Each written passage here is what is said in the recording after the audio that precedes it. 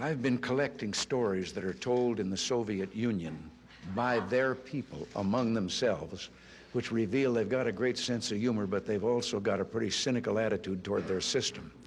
And I told this one, Bill, you'll have to hear it again. I told it in the car.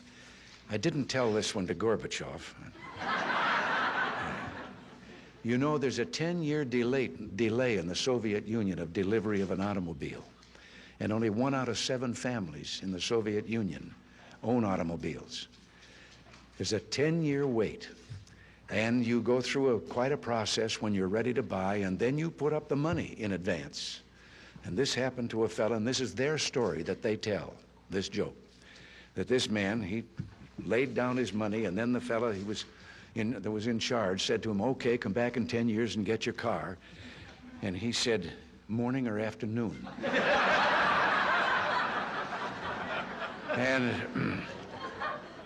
And the fellow behind the counter said, well, 10 years from now, what difference does it make? And he said, well, the plumber's coming in the morning.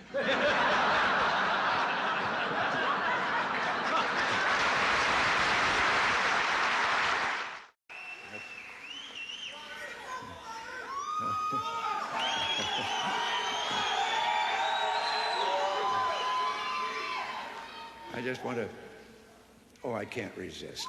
I'm supposed to quit right here. But, oh yes.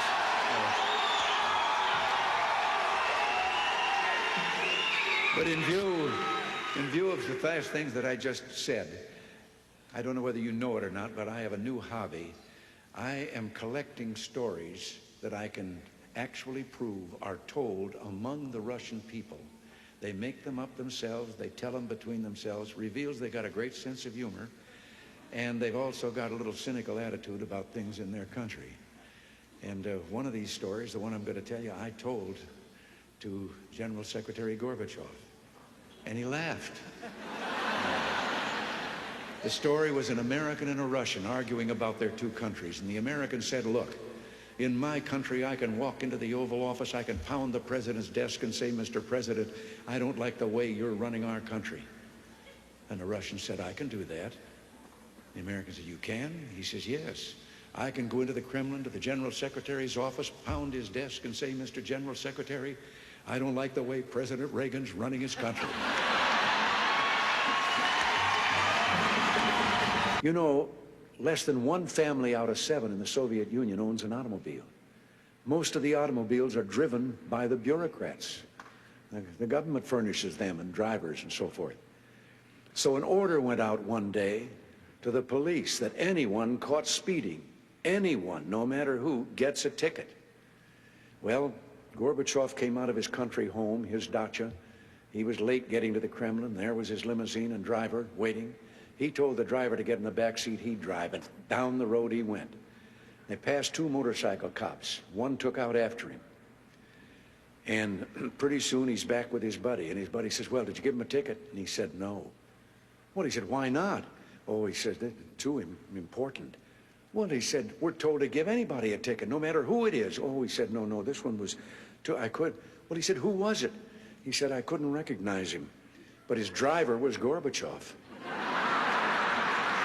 One of the more recent ones that I heard was about the man walking along the street at night, Moscow.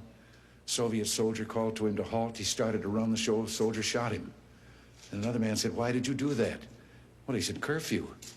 Well, he said, it isn't curfew yet. He said, I know. He's a friend of mine. I know where he lives. He couldn't have made it.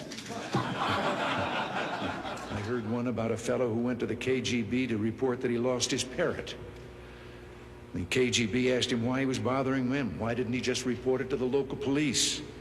Well, he answered, I just want you to know that I don't agree with a thing my parrot has to say.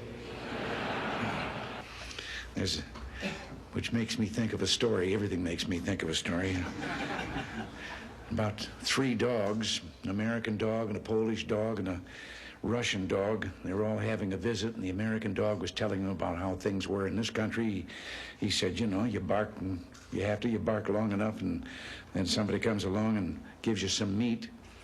And the Polish dog said, what's meat? The Russian dog says, what's bark?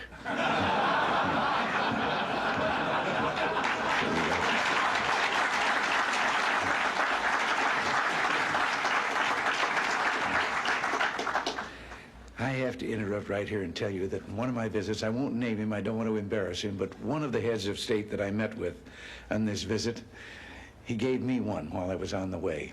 Told me the story about the two fellows in the Soviet Union that were walking down the street, and the one of them says, "Have we really achieved full communism? Is this it? Is this now full communism?" And the other one said, "Oh, hell no, things are going to get a lot worse."